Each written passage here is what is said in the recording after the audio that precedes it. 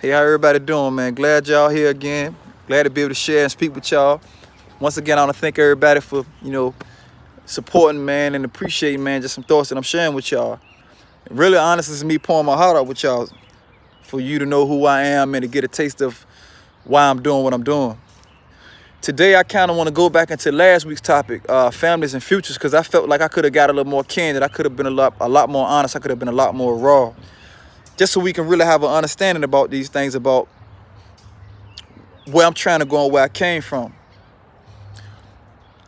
You see, it's beauty in the struggle that a lot of us go through, and sometimes the only people who can understand these struggles is people who've been through exactly what you've been through.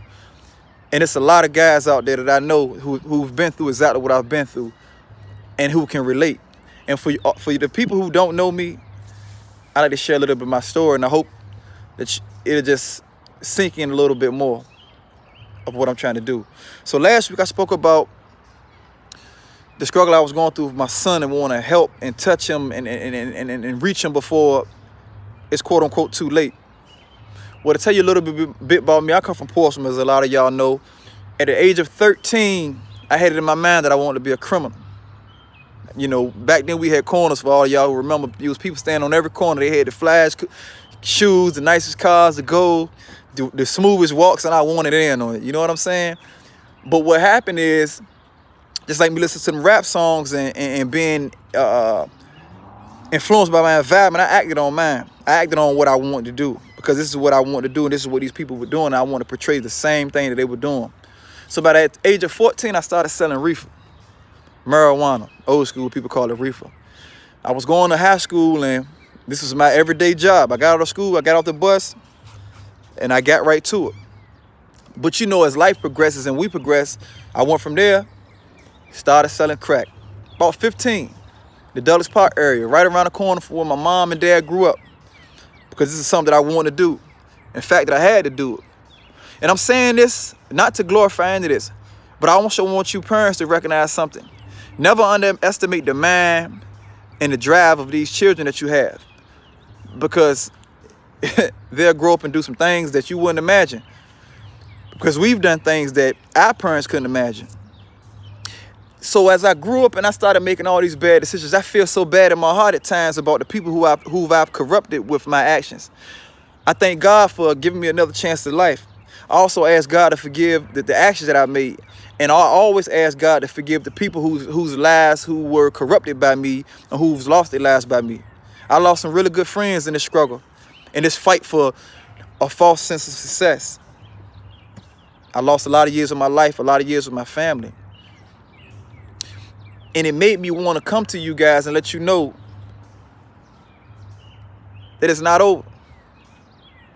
People say it could always be better, but truly it always can.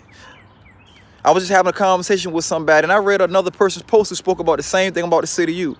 They said that this quarantine time is time enough for us to figure some things out in our life. We have time right now to, whether it was yesterday, whether it was today, whether it's tomorrow, we can look at the actions that we're taking right now to get the results that we want to get or that we're not getting. We can look at yesterday and realize that's why these things kept happening. That's why I am where I am now. Or we can look at how we can make the better decisions now so we can get a better future.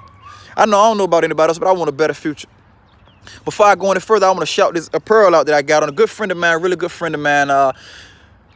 She put me on to a guy. It's called Positive, Paid, and Productive. This is no promo, because I'm not famous. I don't have money, but I love the positivity. I love the drive that people who want to be more and want to do more. It comes off them like a radiant light, like a sweet smelling aroma of fragrance, as they would say in the Bible. But that's talking about Jesus, and I'm just talking about positive energy. This is what it is. It says positive, paid, and productive. Quarantine hustler. Yeah, it ain't stopping nothing.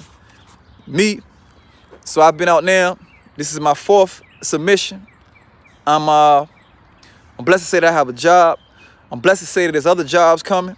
I'm blessed to say there's opportunity enough for everybody. It's enough for everybody to have success out here.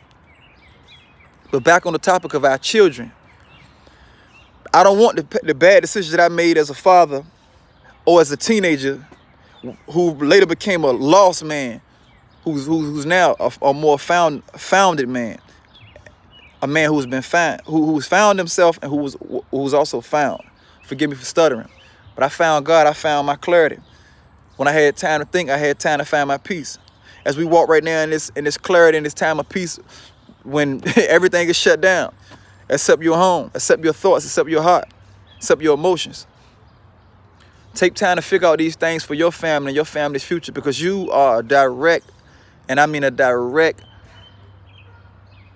point of action to make the best decisions or to make the worst decisions. I don't want my children to go down the path that I'm going down. I'm blessed to know that right now they're doing great. Everybody's out of school, but I want to be the type of person who can be looked at in the light like, man, I want another child to say, I want my dad, you know, that's who I want to be when I grow up.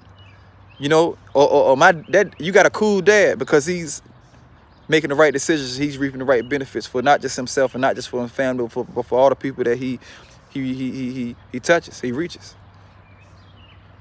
Families and futures, man.